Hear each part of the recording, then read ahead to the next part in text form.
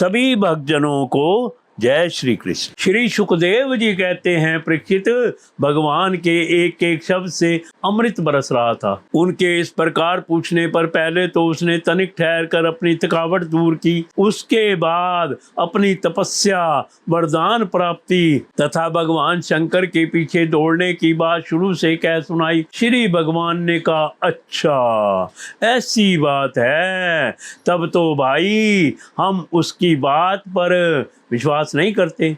आप नहीं जानते हैं क्या, वह तो दक्ष प्रजापति के श्राप से पिशाच भाव को प्राप्त हो गया है।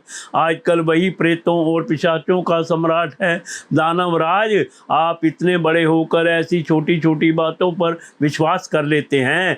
आप यदि अब भी उसे जगत गुरु मानते हो और उसकी बात पर विश्वास करते हो तो झटपट अपने सिर पर हाथ रखकर परीक्षा कर लीजिए। दानव शिरोमणे, यदि किसी प्रकार शंकर की बात असत्य निकले तो उस असत्यवादी को मार डालिए, जिससे फिर कभी वह झूठ ना बोल सके। परीक्षित, भगवान ने ऐसी मोहित करने वाली अद्भुत और मीठी बात कही कि उसकी विवेक बुद्धि जाती रही। उस दुर्बुद्धि ने भूलकर अपने ही सिर पर हाथ रख लिया।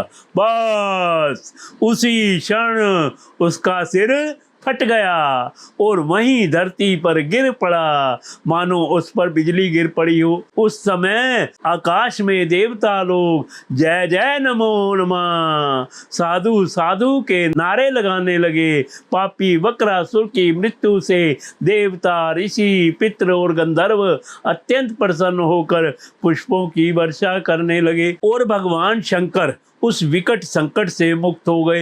अब भगवान पुरुषोत्तम ने भय मुक्त शंकर जी से कहा कि देवादिदेव, बड़े हर्ष की बात है कि इस दुष्ट को इसके पापों ने ही नष्ट कर दिया।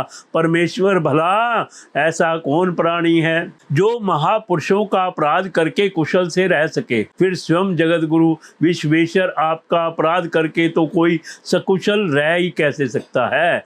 भगवान अनंत शक्तियों के समुद्र हैं। उनकी एक एक शक्ति मन और वाणी की सीमा के परे है। वे प्रकृति से अतीत स्वयं परमात्मा हैं। उनकी शंकर जी को संकट से छुड़ाने की यह लीला जो कोई कहता या सुनता है, वह संसार के बंधनों और शत्रुओं के भय से मुक्त हो जाता है।